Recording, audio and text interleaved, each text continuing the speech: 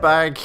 Well, technically 2, but there wasn't. It's barely anything worth talking about. Yeah, not much happened at Square Enix that we didn't already know. Yeah. Some new games were announced, but there was basically zero detail. Basically nothing, yeah. So we'll skip over that. We'll talk about it in podcast or something like that next time. Ubisoft happened. Yeah. Not stuff we basically all knew at this point. I don't think. It was kind of a known entity, but it was nice to have some longer segments about some of the stuff that we care about. That we'd mentioned. Yeah. Yeah. So what did we start with? So we started with Crazy Panda Man. And the Crazy Dance March Band for Just Dance 2. The traditional Just Dance 2, Just Dance 2019. The traditional Ubisoft introduction. Yeah. Acid trip. Shiny, happy, clappy, dancey people. That was the best version of one of those they've done. It was really good. The marching band versions. Mashups of popular songs. With a panda who was fucking going for it in a panda suit. Into that thing. Loved that was happening. Yeah. Out October this year. It's a Just Dance game. Yep.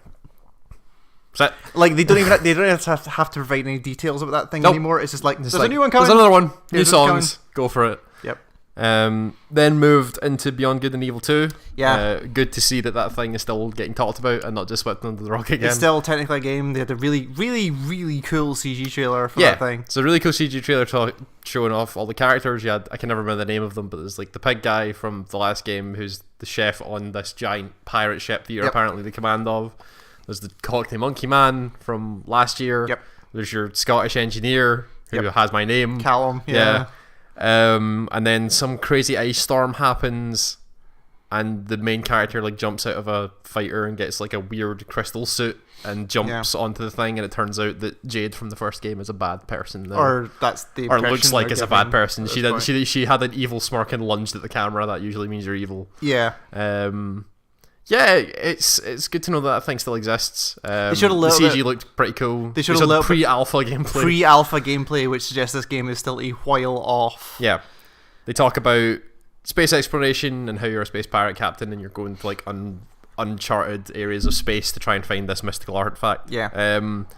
And then they talked about how they want to work with people to create the game using this Space Monkey program, which I think they talked about last year. So I signed up for that thing and I've had 2 emails in the grand total of 2 years since then. They seem to have talked about a little bit about what that is, which is they want to work with the community to create artistic endeavors that will go into the game, whether that be music or art or stories or whatever. And it seems to all be not all, maybe all of, but we're not really sure how this works, but it's managed by and contributed to by Hit Record, the company that Joseph Gordon-Levitt founded to do with artistic collaborations and people getting together to make stuff and having it correctly attributed to them and paid well and all that. Totally. So good things. It's been interesting to watch Twitter during this, because that was the first thing that basically came out of that. Yeah. The first big thing anyway that came out of that presentation. And then a lot of Twitter conversation happening during Ubisoft where... Because initially, when they started talking about, when they first said, like, and we want to work with the community to get your art in the game. Yeah. There's initially like, this is spec work, this is bad. Yeah. Like, you cannot get artists. Who does that work get attributed to? How do they earn? Not even just attribution. Like, the whole point about spec work is that it's you're doing this work without any guarantee it's going to be used or you're going to be paid for it. So you're essentially doing free work. Yeah. And at that point, the person buying the work is entirely in control of how much you're getting paid for that work. Yeah. So it's a bad system generally. Sure. And then they said we're partnering with Hit Record and Gordon-Levitt to do this stuff, and that is better because their whole thing is like we pay artists fairly. We have a whole system for how this works. There is a procedure for getting you're paid what you're expected and all of this kind of stuff, and it's not that. There's then the side thing of like there's been some ways that's gone wrong in the past, specifically with Hit Record, and also there's some stuff where because Ubisoft are partnering with Hit Record, there's a contract between Hit Record and Ubisoft that's a problem. Sure. Where Ubisoft, based on some of the screen caps that get taken before the site crashed, there's basically 500k in a pot. Oh, for these creators, this. Right? Okay. Sure. So how that goes between like, do Ubisoft just dump 500k on Hit Record and say you manage this? Yeah. Do they have some agree? Like, there's a lot of unknowns in here. Yeah. And this is a poor model. It's poor model for a number of reasons. One, it's generally bad for artists Yeah. and creators in any respect, Mm-hmm. but also it's a bad show just visually for this game, where like you can say all you want about this is the biggest thing we've ever made and this is super ambitious and all that kind of stuff. Like, if you can't make it yourself, like all of it, as Ubisoft and your 15 bajillion studios, Yeah. like maybe you should scale your game back. Yeah, that's fair. Like, I get. But maybe it's just like they want to do, like, they've not said this, but like if they want to do like a sort of procedural style thing and have like infinite worlds, and they can just sort of auto-populate it with art created by people. But like, yeah, they should be able to make this art themselves. Like, asking for the community is it's a tactic that is done a lot in creative circles by companies and corporations to say, like, wouldn't it be cool to get your art featured in X? And then they get a bunch of free art and then they pick the best one, and the other 90% of people who submitted art then are out of pocket. Yeah. Right? It's a bad way. I mean, it's different if it's a competition. Competitions are a commonly used tactic to do exactly this. But I'm not getting into this argument. It's a complicated argument, and there's a lot of stuff out there that people should That's not what this is for. I'm not having that argument. Also, just like the last word I'll say on it is there's a lot of stuff out there that people should read up on, where the two things I'll say was Waypoint did a podcast a couple of weeks ago about unions and labour in games, which everyone should listen to, even if you tangentially care about games, to know the problems of the people that make them and how difficult it is to make them and the payment structures and all this kind of stuff. And just generally, there's this website, I think it's nospec.com or .net or nospec something, which exactly outlines, here's why this is a bad thing, here's the better way to do it, all of this kind of stuff. It's a thing that people should really look at. So yeah, it kind of keep an eye on it. Yeah, for sure. It's a weird one. So then, man took to stage talking about how Rainbow Six Siege is the best. They're really happy with their 35 million players, which I have on 30 from yourself. It's really good. It's a really good game. And 35 million players. Talked a lot about their eSports, about how look at all these tournaments are running, and then their documentary that's going to go up at their big tournament. Following 9 months in the lives of the professionals within Siege, and not just like players, like managers and casters and analysts and all the people that would go into an esports team at this point in the modern world, because the esports team is more than just the people on the team at this point, which is cool. Like, hearing the stories behind how people get into esports is kind of interesting. Yeah, for sure. Next, crazy man from Sweden is back talking about Trials Sweden. Oh yeah, Iceland. He said he was the president of Iceland.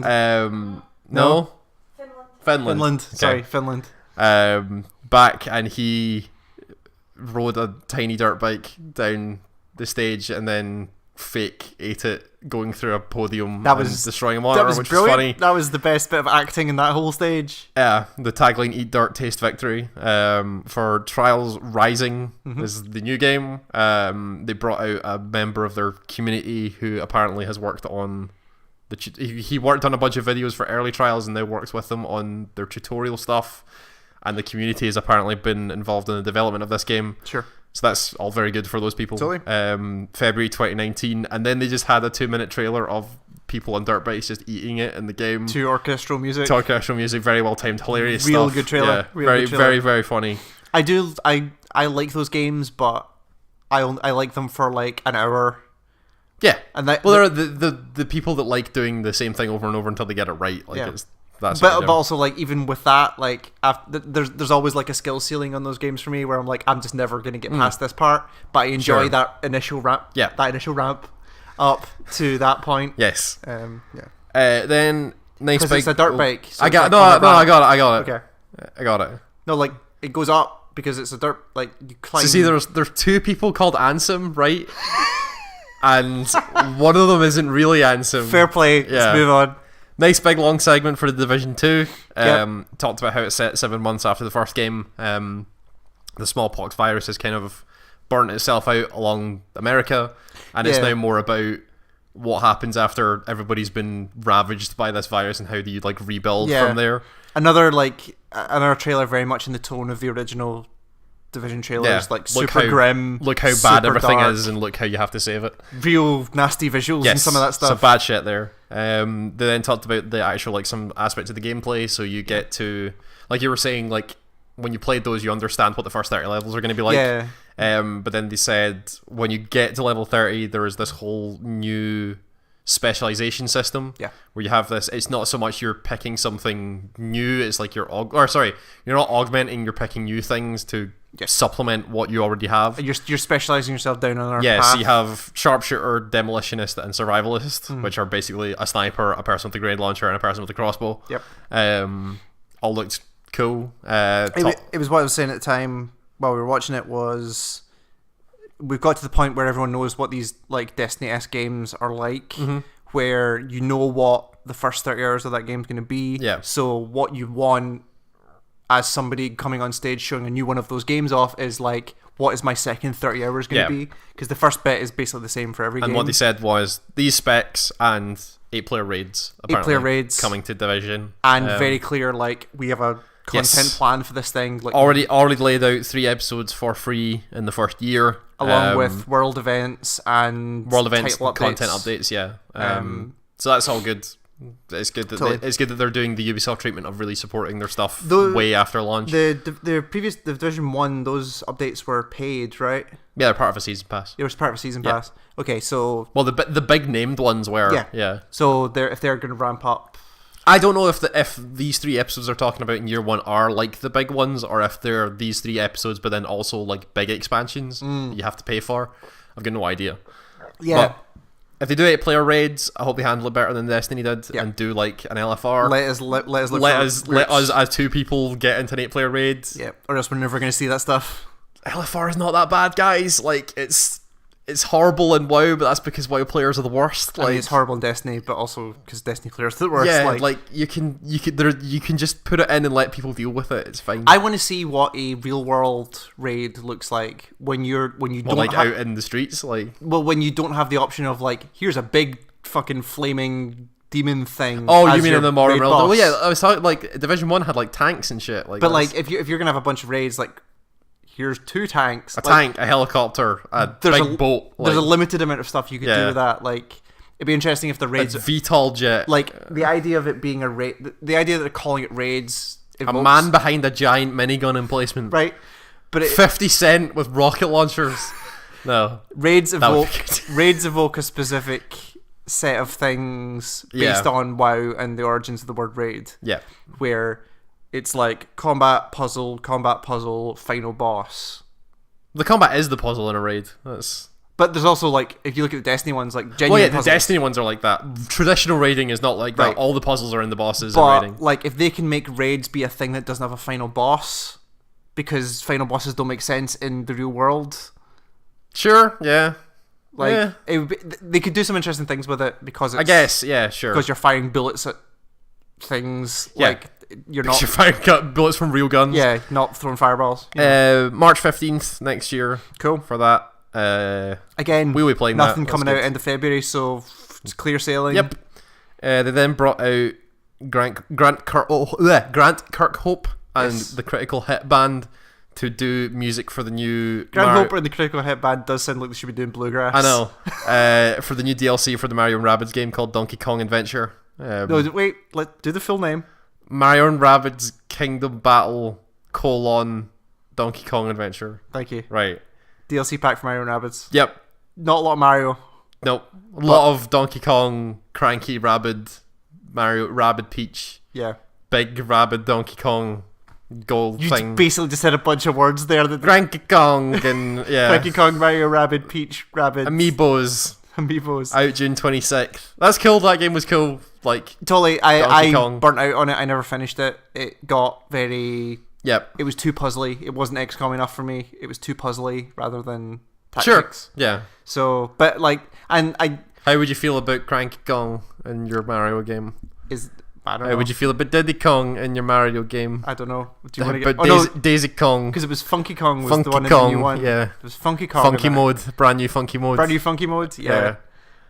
If I could attach the bongo controllers from the GameCube and then play... Well, it looked like that was one of his specials. Yeah. As he did the... Yep. little thing, and it was like a taunt almost. Played the bongos. Yes. Sure, like that game did well, and it was a cool thing. And as we'll talk about in a second, like Ubisoft and Nintendo seem to be happy with the relationship that they have. So yep. Next, something that touched me right in the worms. Right.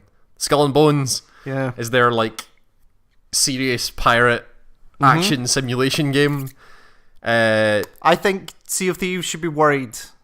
Well, they're doing different things. Like I don't think they are. All that needs to happen is that Rare need to lean more into the Rare aspect of it and make it like funny kooky pirates as opposed to fucking go murder people pirates. So the one thing they actually didn't talk about is team stuff. Like if you're in Skull and Bones with 4 people in a team, are you in 4 boats? Are you in 2 boats? Well, they showed that.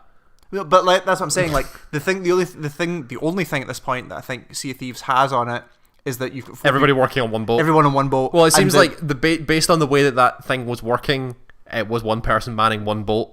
Right. Because it was you doing everything in that boat. Right. Because you needed to control over everything, and everybody had their own individual boat. But that's what I'm saying. Like, could you play that game with 4 people on one boat? I don't think so. One people per broadside, one person driving, one person calling targets with markers. I don't know. Like they were unclear about that bit, and that's the thing that Sea of Thieves has on top of. But then every other part of the loop of that game seems like Skull and Bones has it. Yeah, nailed. I was gonna say it's a different sort of loop because Sea of Thieves has the like inter-party loop of everybody working together to get this boat to work, whereas Skull and Bones has the more traditional player loop of, hey, we're taking this thing down, everybody needs to coordinate on your boat. But yeah, like if you want to go into a pirate game for like we need to go and get loot. Like, sure, yeah. You want to do it. You want to do it in this game. So what did they talk about? They talked about how it's not the Caribbean; it's the Indian Ocean. Again, one of the other hotbeds of piracy in the world. Talked about how it was a reactive world, which seems to be a thing they talk about a lot these days. Yeah. Weather changes and things. Yeah, they talked about how you can like read your fortunes, and they could tell you things like there are favourable winds, which means there's more ships, but more people then out after dinner last night. I had some pretty favourable winds last night. Oh, unfavourable. Again, another buzzword they seem to use a lot this year: shared worlds. So it's like a lot of people all in one place. But like that's always been the thing. They just have a name for it now. Yep, loot chests because it's a pirate game. Right, like that was the point. Like, it shows where we are in this in video games where they got their loot box out, and it said like legendary chest, and we all went, oh, and but it's a pirate game. And they realized the pirate games, of course, they have literal loot chests. Yeah, and then there was a big segment about how there was like a bigger ship that you had to coordinate with 3 other people to play, and everybody was in different types of ships. So there was like it sounds like if you pirate enough, or you do enough piracy. I knew there was get hunted. There's an adjective somewhere. Yeah, like it called in like a Portuguese man of war to like hunt you the fuck down. There was a Commodore who came in with a big man of war, and so you had like the big tanky ship and the little fast ship, and then the ship that the guy was on had a big battering ram on the front of it. So again, like if you start applying Ubisoft formulas to this, do you have one person in your team in the small fast ship? Do you have the tank? Do you have a DPS? That's what they were saying there, was that there's the tank ships, the damage ships, and the support ships, I guess. Yeah. 2019, pirate game. I'll play it because pirates. It's that looks like an actual game. Yeah. So I'm interested. Could be cool. That looks like a video game. Then Elijah Wood took to the stage. Second famous man to approach the Ubisoft stage at E3. I forgot this game existed. With his Spectre Vision company. Transference. Spectre Vision is the name of the company. Yes. They're working with Ubisoft on Transference. Transference is the name of the game. Is a game about solving puzzles while transferring consciousnesses between members of a family. There's a spooky thing.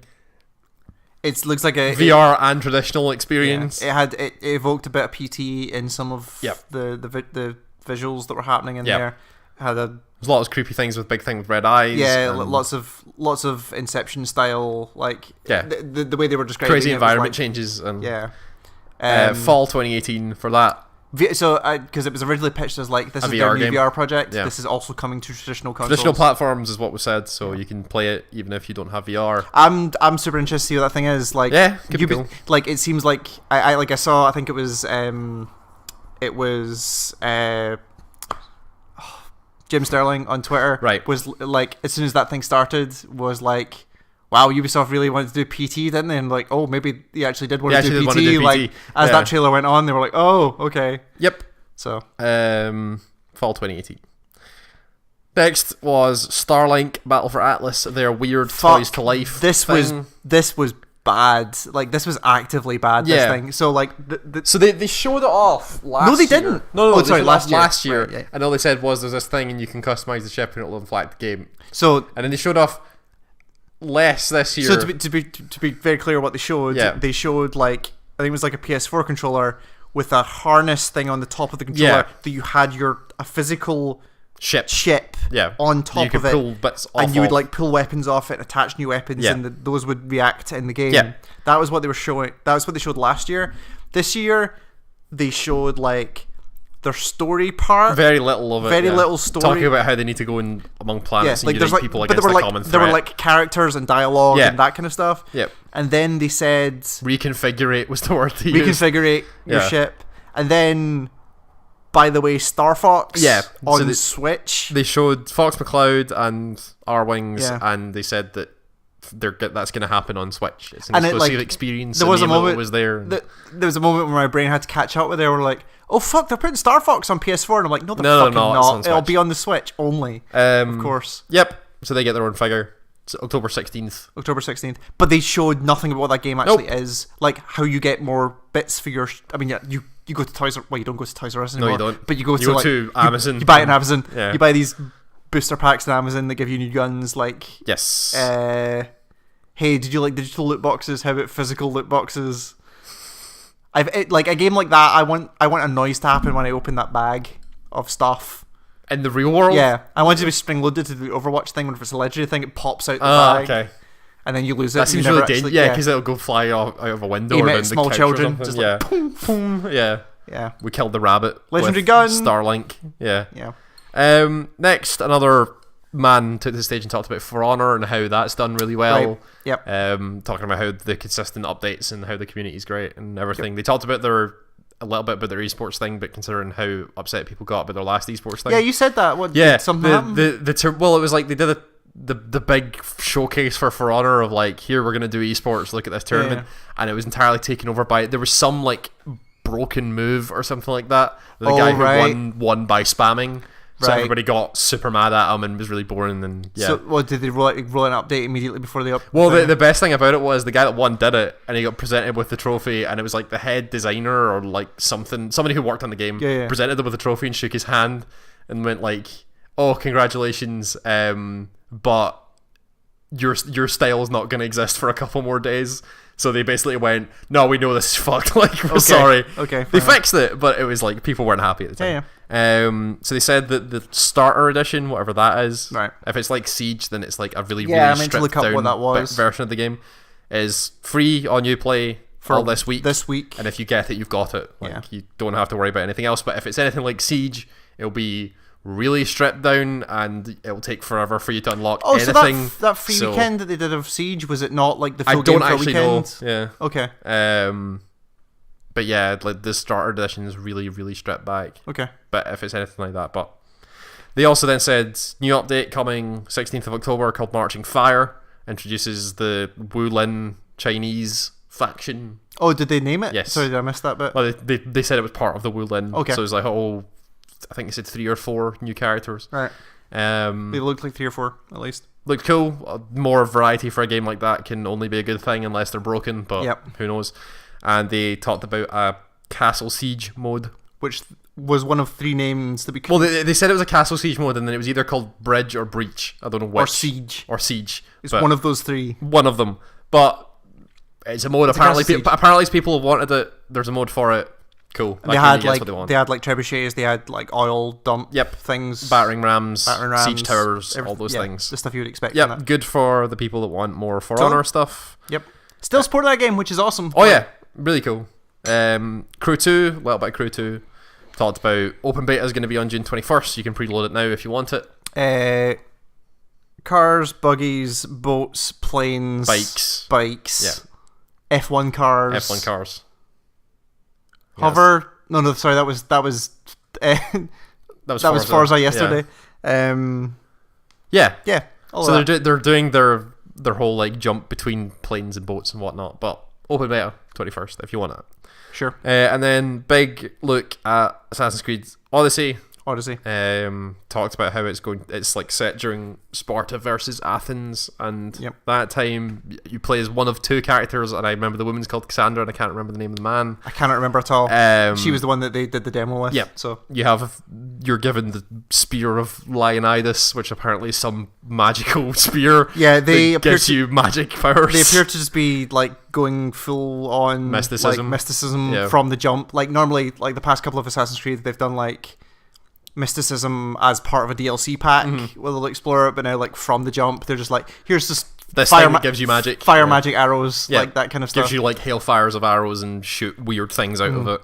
They described it a lot as a role-playing game, which is the first time they've used that. They explicitly said this is the new role-playing experience role-playing journey is what they defined it as. Which I mean, it is like you're leveling up in gear, and so it's like it totally is, but like hearing it is a weird thing. Yeah, because it's not, because everything's an RPG now. So yeah, weird. Very strange. Talked about how it's land and sea, because of course it is, because Greece is all islands. Yeah. There's a lot of like, they seem to show off a little bit of like choice in how you go about doing things. One of my favourite tweets from the whole conference was, I can't remember, I wish I could remember who it was, but somebody said, "Oh, did you know, by the way, that Socrates invited into dialogue wheels?" Yes. Which, like, so yeah, they show the sequence of your main character talking to Socrates, and how you were dealing with a bunch of bandits or something like that, and he questioned everything you did.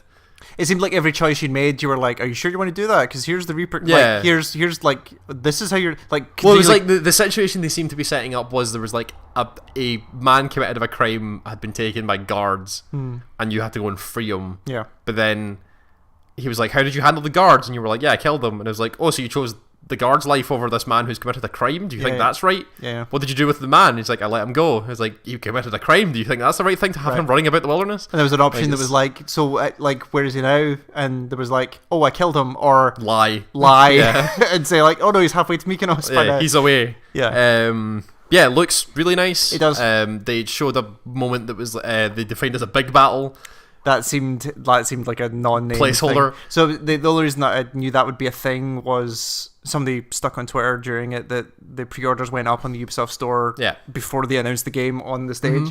But there was specifically a mode in there where they talk about like 150 versus 150 Sparta. Sure. Fight. Not Spartan quite battle royale. Athens fights. Yeah, no, it's definitely like it's still set big. It's a single player. It's a big battle. Thing. It looks like Dynasty Warriors kind of, or like For Honor kind of. Yeah.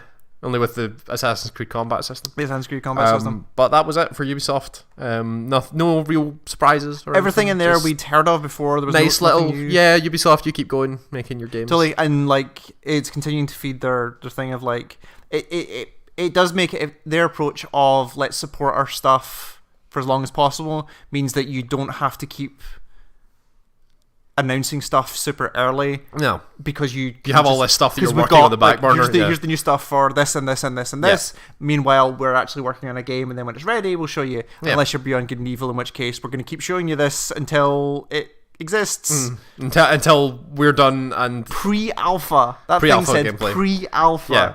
That game is never coming out. Never coming out. Fair enough. That's it. Cool. So next we're gonna watch the PC game show. Yeah, which is on now. Or started about 10 minutes ago. We'll see if there's anything interesting in that, and then Sony later on tonight. And then the Sony video will be up tomorrow. Yes, because it'll be early and it'll be like 3 a.m. or something. Yeah. Yep. Cool. We'll see you then. See you later. Bye bye.